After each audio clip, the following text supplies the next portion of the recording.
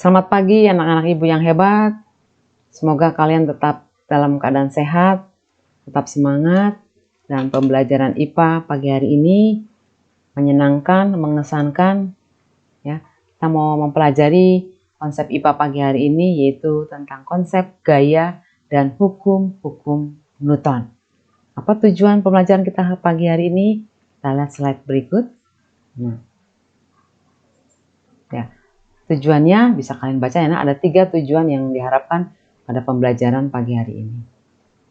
Nah, untuk memudahkan, kalian perhatikan juga peta konsep berikut ini supaya lebih ringkas. Jadi mempelajari tentang gaya, itu kita gambarkan gaya itu dengan diagram anak panah dan terakumulasi dalam bentuk resultan gaya. Dan nanti dirumuskan dalam hukum-hukum Newton. Perhatikan slide berikut. Nah, 2 orang anak lah, A dan B, kiri dan kanan. Apa yang dilakukan kedua anak tersebut? Kalau kita lihat, yang kiri dia mendorong sebuah peti, sementara yang kanan dia menarik. Di dalam IPA dikatakan kedua anak tersebut melakukan gaya. Apa itu gaya? Gaya diartikan atau definisikan suatu kekuatan berupa tarikan atau dorongan yang terjadi pada suatu benda. Jadi boleh juga supaya lebih mudah, gaya itu adalah tarikan atau dorongan. Gaya juga merupakan suatu besaran vektor, artinya besaran yang mempunyai nilai dan arah. Dan biasanya dilambangkan dengan huruf F atau force. Dan gaya dalam sistem internasional satuannya dinyatakan di dalam Newton atau N, di mana 1 Newton itu sama dengan 1 kilogram meter per sekon kuadrat. Nah, karena gaya merupakan besaran vektor, biasanya digambarkan, ya, besarnya berupa anak panah, arahnya. Kita lihat slide-nya. Sebuah gaya besarnya 3 Newton, arahnya ke kanan. Jelas? Atau sebuah gaya berikutnya, sebuah gaya arahnya ke kiri. Berapa besarnya? 1 Newton, arahnya ke arah kiri. Jadi kalau diagram vektor harus jelas berapa besarnya atau nilainya dan kemana arahnya. Itu namanya gaya. Nah, bagaimana jika ada 2 buah gaya? 2 buah gaya searah, besarnya berbeda. Nah, maka paduan kedua gaya itu ya disebut dengan resultan. Resultan itu artinya gabungan kedua gayanya. Nah, gabungan kedua gayanya kita beri nama R, ya, F1 dan F2. Gabungan kedua gayanya itu adalah dijumlahkan. F1 ditambah F2. Jadi kalau dalam kehidupan sehari-hari, 2 orang anak mendorong meja dengan arah yang sama. Berapa resultan gayanya? Tinggal dijumlahkan saja. Bagaimana kalau menarik mejanya arahnya berlawanan? 2 buah gaya arahnya berlawanan, segaris. Maka resultan gayanya adalah F1 dikurangi F2. Kemana arahnya? Mengikuti nilai gaya yang lebih besar. Kita ambil contoh animasi berikut. Nah, ya, bagaimana dengan gambar berikut? Kita lihat. Ya, gambar yang pertama, permainan tarik tambang. Ada beberapa gaya bekerja pada sebuah tali tambang. Kemana arahnya? Tergantung besar gaya yang dihasilkan. Atau berikutnya, sebuah gerobak didorong, tentunya searah. Berapa resultan gaya kedua bapak tersebut, gambar tersebut, dijumlahkan resultannya. Jadi jelas ya, bisa berlawanan, bisa searah. Resultan gaya. Berikutnya, nah, Bila mana sebuah gaya itu dikatakan seimbang? Bisakah gaya itu akan seimbang? Sebuah gaya akan seimbang atau setimbang. Ini terjadi jika resultan gaya yang bekerja pada benda sama dengan 0. Jadi F1 itu sama nilainya dengan F2. Maka resultannya 0, maka gaya akan setimbang. Seimbang. Bahasa sama saja, seimbang. Berikutnya, kita lihat contoh soal. Sebuah meja akan dapat bergerak jika dikenai gaya minimal 4 Newton. Jojo mendorong meja tersebut dari arah kiri, gayanya 10 Newton, dan Bagas mendorong meja yang sama dari arah kanan, gayanya 15 Newton. Tentukan resultan gaya yang bekerja dan ke arah mana meja itu terdorong. Kita lihat solusinya. Jangan lupa kita tulis dalam IPA, diketahui F1 10 Newton sama dengan 10 Newton dan F2 sama dengan 15 Newton. Pertanyaannya atau ditanya berapa resultan gayanya dan arah meja terdorong kemana? Kita jawab. Ya, resultannya. Jadi R sama dengan F1 ditambah F2. R sama dengan 10 Newton, F1-nya dikurangi 15 Newton. Maka dihasilkan resultan gayanya adalah negatif 5 Newton. Negatif di sini bukan arti matematis, artinya ke arah mana meja itu terdorong. Jadi resultan gayanya ini 5 Newton, arahnya ke kiri. Jadi tanda negatif itu arah kiri, positif arah kanan. Jelas. Nah, kita lihat sifat-sifat gaya. Nah, yang pertama, gaya bisa mengubah arah gerak benda. Yang kedua, bisa juga mengubah bentuk benda.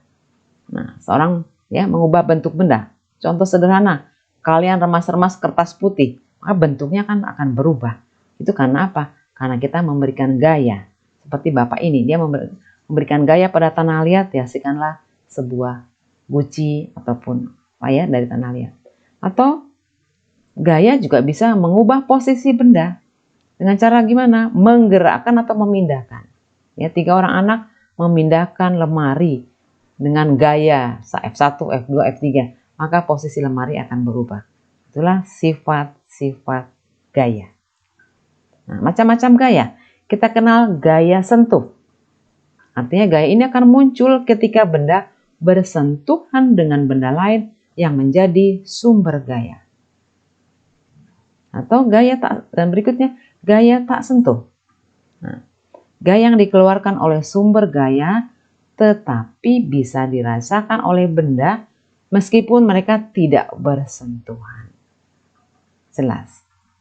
Nah, ini jenis gaya.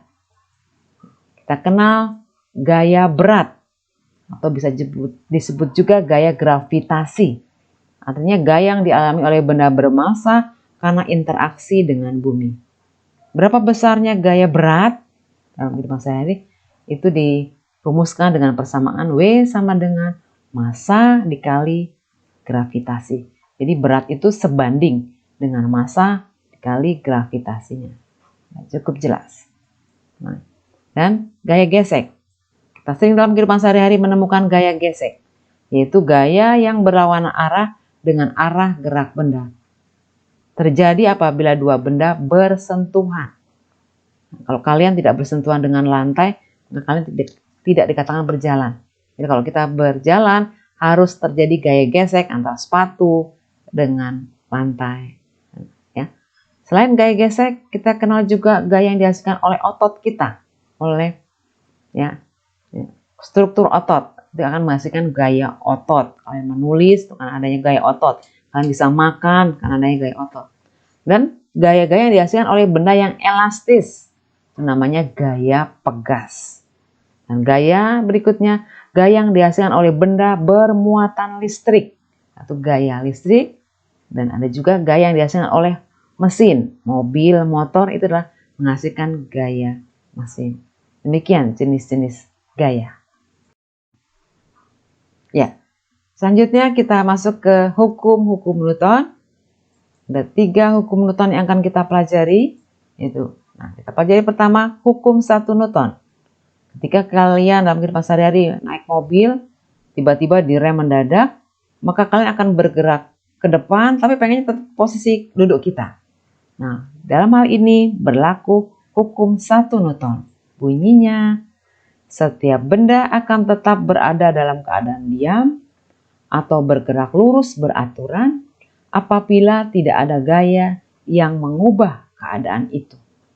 Hukum 1 Newton ini dikenal juga dengan hukum inersia atau kelembaman atau sifat malas benda.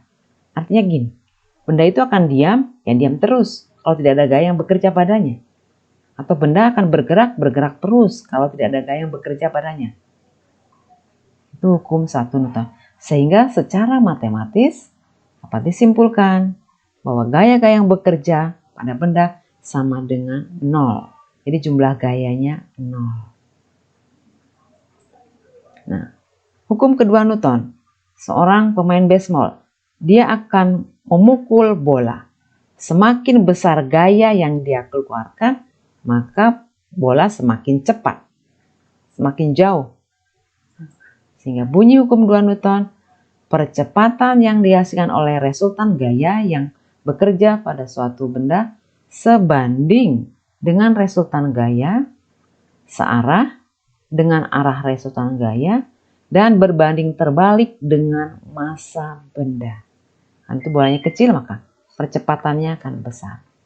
Sehingga secara matematis dituliskan persamaannya adalah sigma F. Jumlah gaya yang bekerja itu sama dengan massa dikali percepatan.